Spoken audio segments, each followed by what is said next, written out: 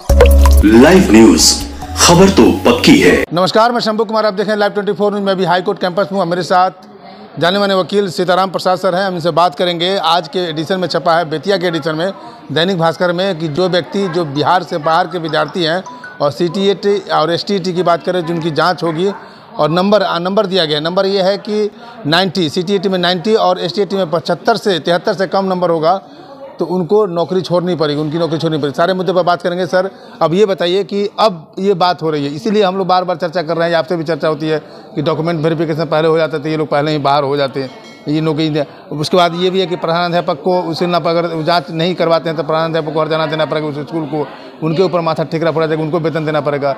दूसरा नंबर है कि जो वेतन ले चुके हैं अब उसका क्या होगा। तो सारे बताइए सर कि DV से स्टार्ट करते हैं और इस तरह की पहल हो रही है, तो क्या कहेंगे सर एज ए आपके कथन अनुसार?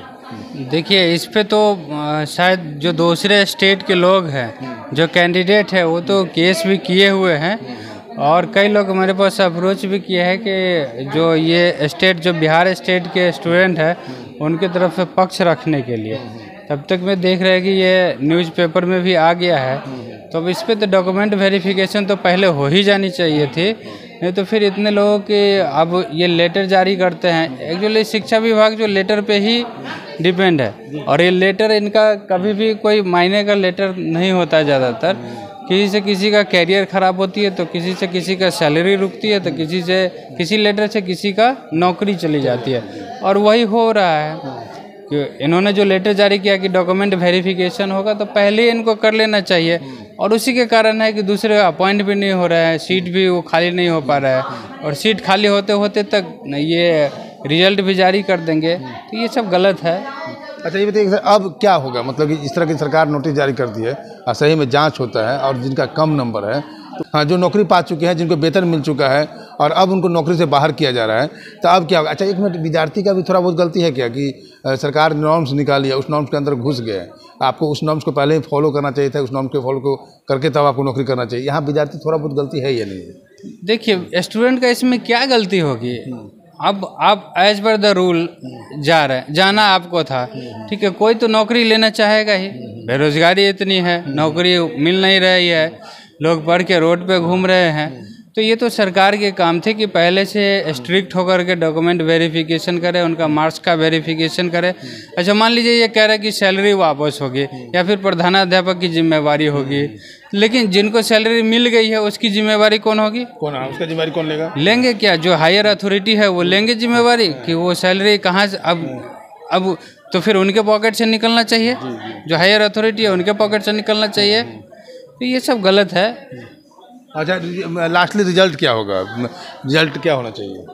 रिजल्ट तो अब वो लोग शायद माननीय न्यायालय में भी आ चुके हैं। अच्छा, न्यायालय में आ चुके हैं जी। हाँ। और हमारे पास भी कई लोग जो अपने स्टेट के लोग हैं, बिहार के, वो अप्रोच किए हैं कि स्टेट के तरफ से आप पक्ष रखें। देखिए, वो लोग आते हैं तो जो पक्ष रखने का होगा हम रखेंगे। अरे ये बताइए, अभी तक जो हम पेपर में पढ़ रहे हैं उसमें बाहरी विद्यार्थियों की चर्चा कर रहे हैं, बिहार से बाहर के। कहीं ये नहीं लिखा है कि बिहार में जो विद्यार्थी हैं और STET में इतना नंबर से कम है तो उनको बाहर किया जाए। इस बात की चर्चा नहीं। क्या ये भी बिहार के विद्यार्थी के लिए भी एप्लीकेबल होगा? क्या ये जानकारी है क्या आपको? नहीं, ये तो ऐसा कुछ नहीं, ये तो टोटली है कि जो अदर स्टेट के जो है, जो जिनको रिजर्वेशन नहीं मिलनी थी या फिर जो उस क्राइटेरिया में नहीं आती है, तो उनको जांच करके बाहर करने का है। अच्छा। तो ठीक है, ये एज पर द नॉर्म होना ही चाहिए था।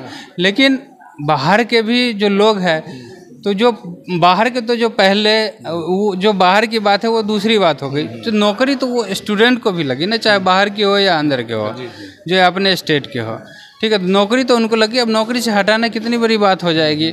ये पहले ही सोचना चाहिए था, किसी के कैरियर के साथ खिलवाड़ करना। बहुत सारे बात है ना, बहुत सारे लड़के कहा कि उस जो नौकरी कर रहे हैं उस आधार पर लड़की वाले शादी करवाएं, उसका उस हिसाब से उनको तिलक मिला, या कि जो अभी बेरोजगार है, जो नौकरी कर रहे हैं, शादी नहीं हुई है, तो उनका स्टेटस सब सिंबल सब अलग अलग चेंज हो गया। ये सामाजिक स्तर पर देखेंगे तो ये भी थोड़ा सा मायने रखता है। बहुत है, ये इकोनॉमिकल हो या फिर सोशल हो, ये सब डैमेज करेंगे स्टूडेंट के लिए, समाज के लिए भी डैमेज करेंगे। और हमारे स्टेट का भी शिकायत होती है इसमें, जो दूसरे स्टेट के लोग सुन रहे होंगे कि बाद में वेरिफिकेशन होगी, उनको निकाल दिया, तो ये ऑब्वियसली और न्यायालय में भी मामला बढ़ेगा। तो ये कहीं जायज नहीं है। दरिया दिली दिखाएं तो अच्छे से दिखाएं सरकार। हाँ, ये कहा, या फिर ये भी कर सकते हैं कि जिनका हो गया वो रहें, और जो फिर बाद में जो होगा उस पर स्ट्रिक्टली से पालन करे। ये मतलब सरकार अपने पर दोषी भी लेना चाहिए। डीबी इससे पहले हो जाता तो अभी मीन बात है कि जो आदमी जॉब करने लगे, जॉब पेमेंट उठा लिए 7 में 8 महीने से 7 वर्ष से पेमेंट हो रहा, तो उनका एक तो मेंटल स्टेटस चेंज हो गया और उनका सोच बदल गया। अब दूसरी जगह नौकरी भी नहीं करना चाहेंगे, नौकरी भी नहीं कर पाएंगे। डेफिनेटली जो उनका जो कॉन्फिडेंस था वो तो टोटली ख़त्म हो गई।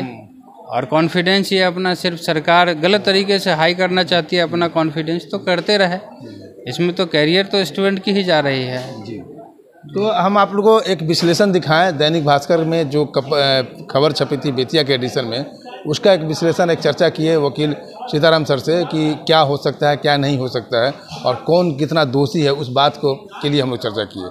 चर्चा इस बात के लिए की है कि सरकार कह रही है या आयोग कर रही है या जो डीपीएम हैं उन्होंने निर्देश दिया है कि अगर प्रधानाध्यापक अगर उन व्यक्तियों को, उन छात्रों को प्रमाण पत्र जमा नहीं करवाएंगे या बाद में पकड़े जाएंगे तो उनको दोषी माना जाएगा, उनसे सैलरी की उगाही की जाएगी। लेकिन जिनकी सैलरी पहले मिल चुकी है, पहले से जो मिलते आ रहा है, उसका सैलरी किससे उगाही किया जाएगा, सवाल ये भी उठता है। सवाल ये भी उठता है कि डीबी की बात चर्चा हम लोग हमेशा करते रहते हैं और ये कहीं भी ऐसा दुनिया में कहीं ऐसा नहीं हुआ। आप बात करें बीपीएससी का जो कमीशन का रिजल्ट निकलता है तो उसका डीबी पहले होता है, उसके बाद रिजल्ट निकलता है। तो ये राजनीतिक स्टंट था कि आनंद फानंद में जल्दी से नौकरी दो। 2025 लोकसभा का चुनाव था, उस लोकसभा चुनाव में अपना एक सहानुभूति बटोरना चाह रहे थे सरकार, जो वर्तमान सरकार है वो जनता के बीच में। ये गलती, छोटी छोटी गलतियां जो सरकार करती है वो सिस्टम की गलती को लोग नोटिस नहीं करना चाहते हैं और उस पर अपने आप को दोषी नहीं ठहराते हैं। लेकिन इंडिविजुअल गलती जब होती है तो उसको लोग सज़ा देने के लिए तैयार हो जाते हैं सरकार।